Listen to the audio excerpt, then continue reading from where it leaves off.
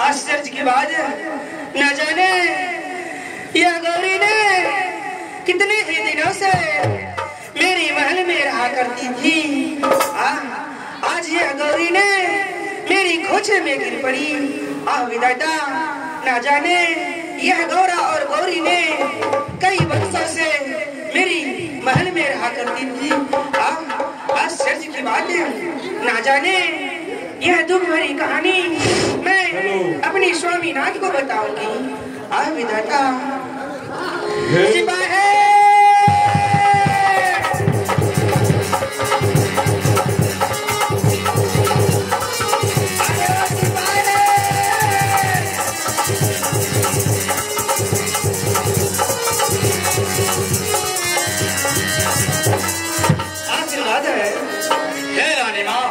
सिपाही इस समय में बुलाने का कारण क्या है रानी माँ? हाँ सिपाही, वह मैं तुम्हें खुले शब्दों में क्या सुनाती हूँ। अति शीघ्र में कहे रानी माँ।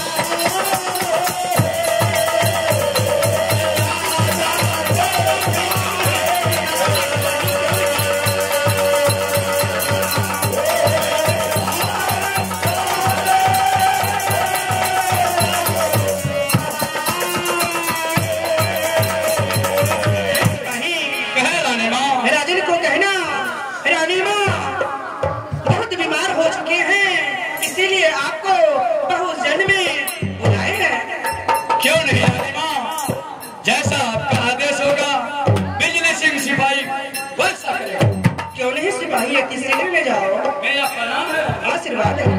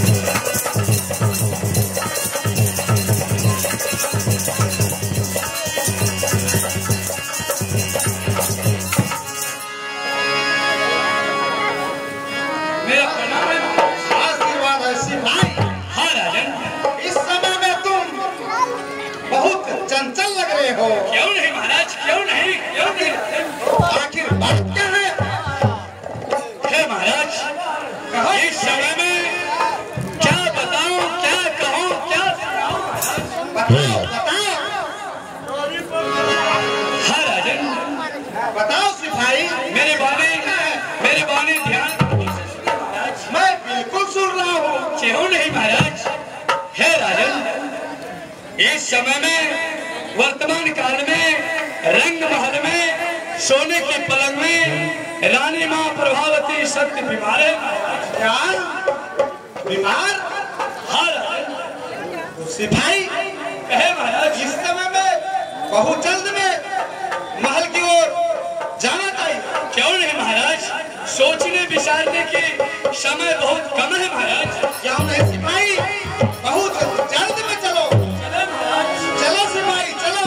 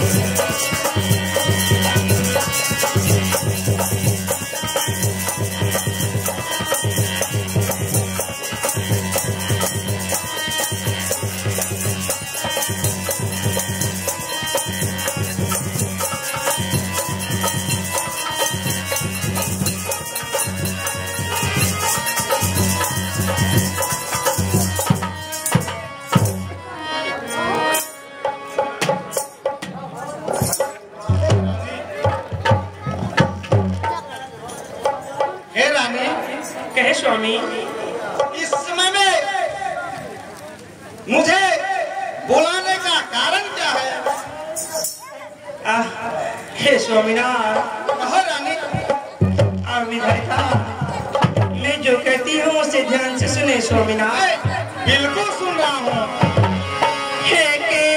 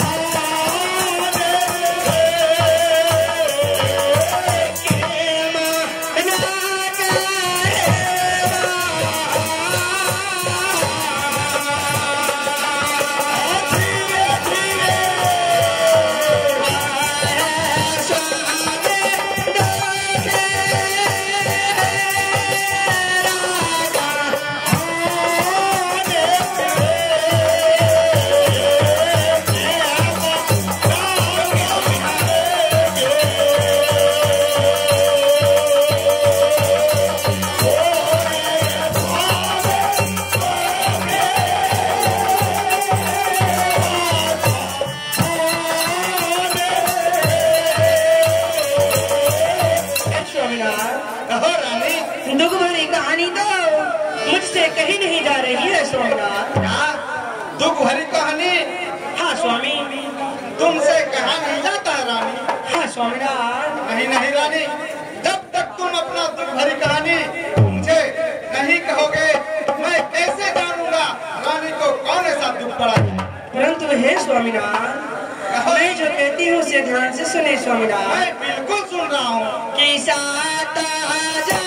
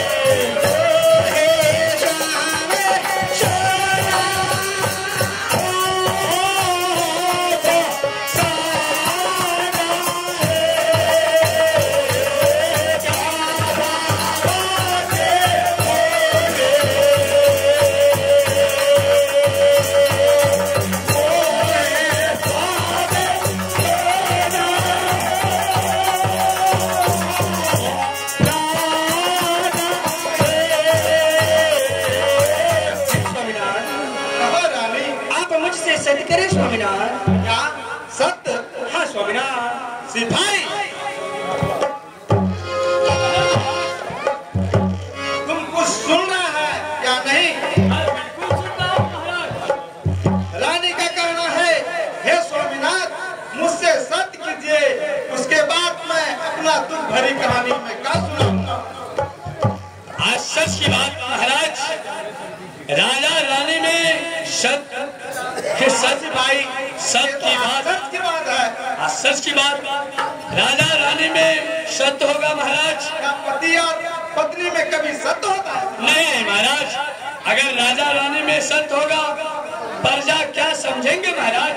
क्यों नहीं सिपाही, मैं इस समय में बेबस हो चुका हूँ। क्या करूँगा क्या नहीं करूँगा तो तुम ही बताओ।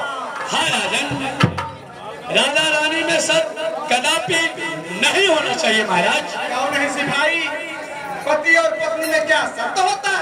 नहीं महाराज, अगर पति पत्नी में सत्य होगा फिर रिश्ता का क्या वैल्यू रहेगा महाराज? हाँ सिपाही, तो ठीक है।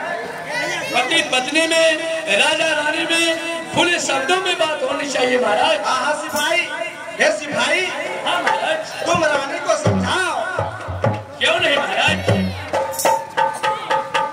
महाराज कहो सिपाही। आपको सब कदापि नहीं करना है महाराज। क्यों नहीं सिपाही? आपके पक्ष से मैं रानी माँ को भली भांति समझा देता हूँ। क्यों नहीं सिपाही? क्यों नहीं ना महाराज, आप धन्य है राजन, अलख निरंजन। हे रानी माँ, पुरुष वही क्या आप के ऊपर कौन सा विडम्बना है, कौन सा दुख है, कौन सा आपत्ति, कौन सा विपत्ति न जाने वो छठी मैया जाने। क्यों नहीं रानी माँ? हाँ सिपाही, आप एक ही जीत पर अटल रहिए। जब तक सत्य नहीं तब तक कोई बात नहीं। हे स्वामीनाथ,